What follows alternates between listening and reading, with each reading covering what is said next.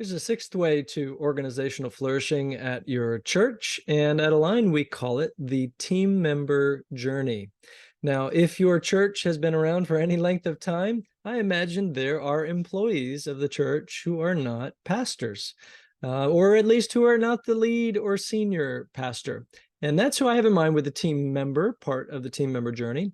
Well, the reality of hiring team members is that you've got a real live person on your hand and you've got a relationship that you're initiating between that person and your church. And if you're that person's leader, between that person and you. And here's what I have learned over the years of working alongside churches and all kinds of service-based organizations.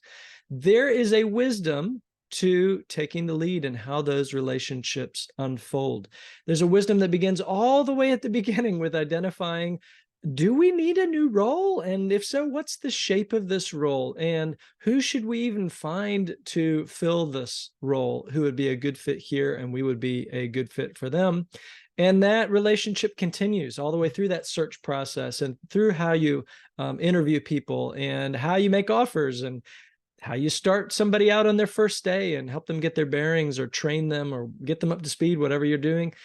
And it continues on, hopefully for a long time, through the rhythms that you get in with them, how you're leading them, how you're checking in, how you're reviewing them, how you give feedback, how you help them to grow. And what do we do when things get funky or sideways in the relationship? How do we get it back toward ideal? And then if we get to that place where we will with most of our staff team members, where it makes sense to part ways, hopefully for good reasons. Maybe they're just moving to another place, but every now and then, not for not so great reasons. How do we walk through that process of parting ways graciously? That's the spectrum of what I'm naming with the team member journey. And the reality is that is unfolding as part of the organization inside your church. And this is where a lot of challenges can accumulate and where a lot of things feel impossible to navigate. And they just feel frustrating as a result.